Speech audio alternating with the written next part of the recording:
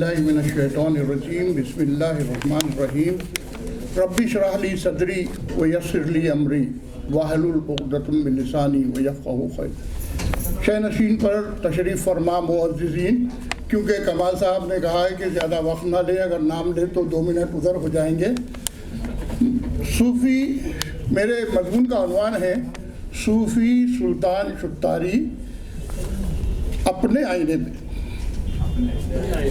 اپنے آئینے میں کسی کی شخصیت بن جاتی ہے تو اس پر لکھنا مشکل ہو جاتا ہے، اس پر قلم سوچ سمجھ کر اٹھانا پڑتا ہے۔ شخصیت دراصل فرد کے ذہنی، جسمانی، برتاؤ، رویوں، اوصاف و کردار کے مجموعے کا نام ہوتی ہے۔ انسان کی ظاہری و باطنی صفات، اخلاق و عادات، اقدار، خد و خال، احساسات اور جذبات اور ظاہری حلیہ دیکھ کر ہم وقتی طور پر کچھ لکھ دیتے ہیں جو صرف دکھاوا کہلائے گا۔ اگر ہم اس کی شخصیت میں چھپے انسان کو باہر لائیں تو اس کی شخصیت زندہ جاوید بن جاتی ہے۔ بس ٹھیک ہے۔ کتاب زیست ہمارے سامنے ہیں اور شخصیت بھی۔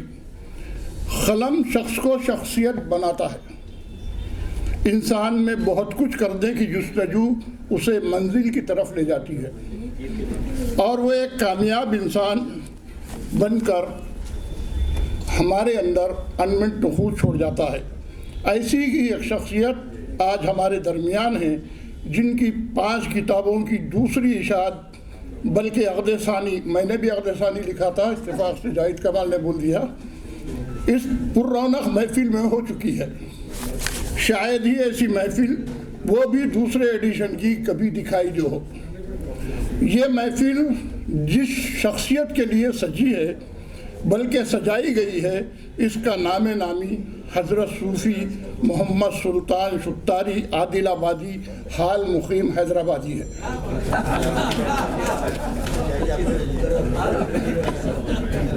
حضور اکرم صلی اللہ علیہ وسلم نے کہا، ان کا ایک ارشاد مبارک ہے کہ اچھے نام رکھا کرو، اس سے اس میں نام کی تاثیر آتی ہے۔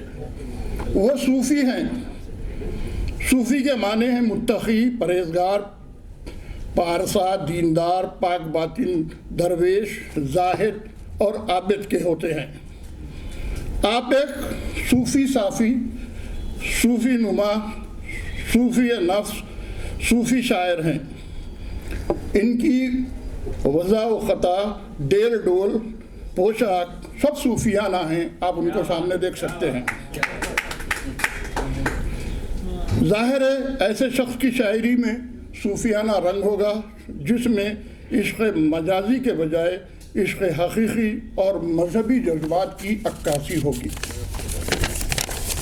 کسی شاعر نے کہا ہے، ارض و سما کہاں تیری وسعت کو پا سکے، ارض و سما کہاں تیری وسعت کو پا سکے، میرا ہی دل ہے وہ کہ جہاں تو سما سکے۔ صوفی کے ساتھ وہ سلطان بھی ہیں اور اپنی سلطانی یعنی حکمرانی چلاتے ہیں۔ 3 شہزادے اور 2 شہزادیاں ہیں۔ اس جلسے کا اہتمام و انعقاد سے آپ ان کی حکمرانی کا اندازہ لگا سکتے ہیں۔ کیا انتظام ہے! وہ سلطان ہی نہیں، سلطان الاذکار ہے، سلطان الاشجار ہے، سلطان عادل ہے اور سلطان حیدرآباد بھی ہیں۔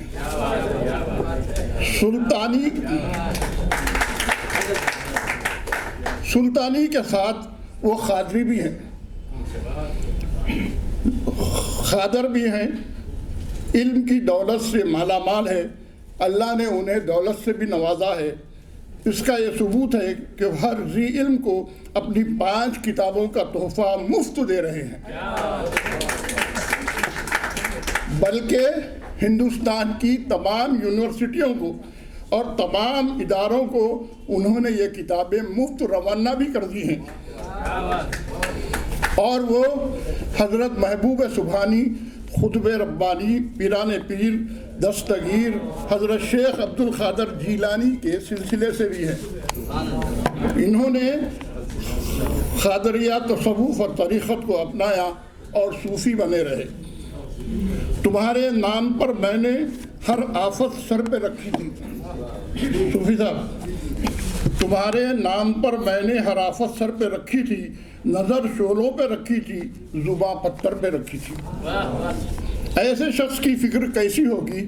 اور جب اس نے شاعری کی تو سب سے پہلے 1985 میں جو کتاب شائع ہوئی اس کا نام متاع نجات تھا، یعنی پہلا قدم ہی نجات کی پونجی کے ساتھ وہ قدم بڑھاتے رہے اور اس میں اپنا تمام نعتیہ اثاثہ شامل کر لیا۔ متاع نجات کے بعد ایک نئی فکر منصع شعور پر آئی اور غزلوں کا مجموعہ خامہ فکر منظر عام پر آیا۔ یہ شاید 1987 کی بات ہے۔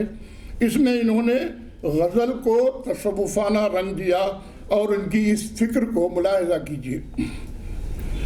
تصویر محبت میں کیا شان خدائی ہے، تصویر محبت میں کیا شان خدائی ہے، پردے پہ مصور کا جلوہ نظر آتا ہے۔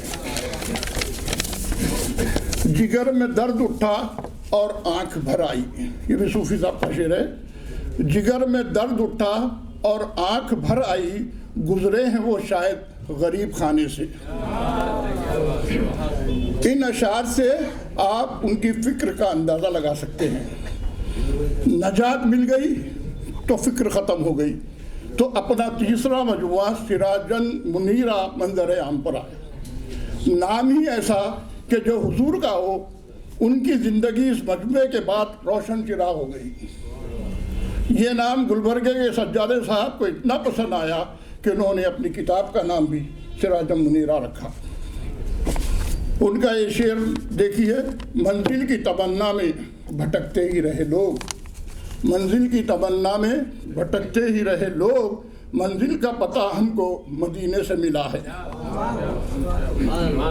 نجات مل گئی، فکر ختم ہو گئی، چراغ روشن ہوئے، زندگی رنگین ہو گئی، ہمہ جہت بن گئی، اور پھر چوتھی کتاب رنگ غزل وجود میں آئی۔